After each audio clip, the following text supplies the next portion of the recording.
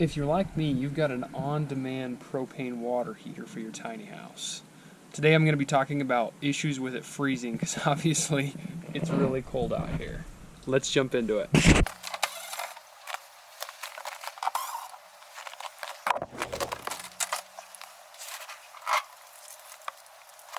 you can see here, this is a pretty simple water heater. Obviously it's a big enough one to supply the tiny house with all the hot water we need. There's our propane tank right there. It's kind of a mess in there. You can see where I've insulated the whole thing. What I've done is this wire down here, this is heat wire, and it's got a little thermostat here at the end. I don't know if you can see that in there. It's that little black bump. But basically if it gets below 40, I think it's 42 degrees or something like that, it will kick on this wire and it will heat up.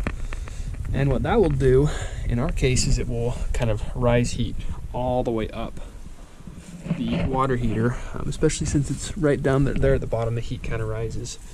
And I still need to seal that off a little bit better. I'm going to spray some more foam down there.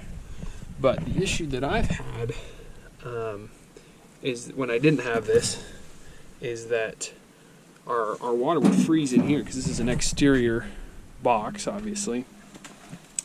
And then we would have an issue with frozen copper pipes inside the water heater. But if you have a water heater that's been frozen, it can really be a pain in the rear.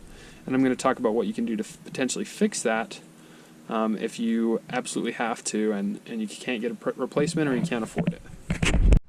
Okay, so this is the same water heater I just showed you guys. It's one off Amazon, and Amazon seems to have a lot of cheap Chinese ones, which really aren't the best quality. If you want something that's really quality, you could get a Rinnai, or my father-in-law has a tiny house and he actually got one that will self-heat, kind of like the Rinnais or other higher quality water heaters when it gets too cold outside. So if you want to fix this, what you're going to do is take it apart. So what will happen is the copper pipe is going to burst once it gets too cold, once it freezes. So I don't know if you can see, if there's anywhere I could show you where it's burst. Here's a good spot right here, actually.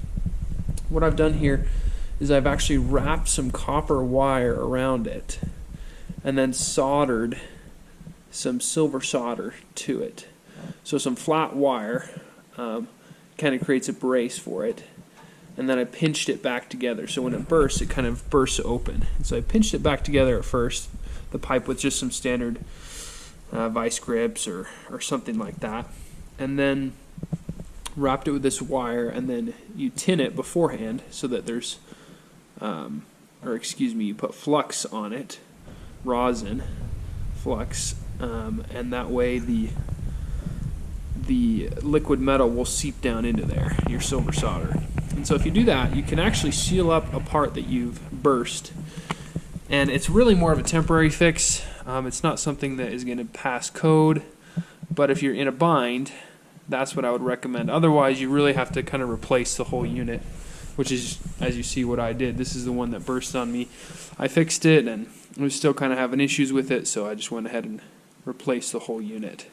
So I hope you found this helpful. If you enjoyed this video, feel free to throw any comments or questions down below, and we'll catch you on the next one.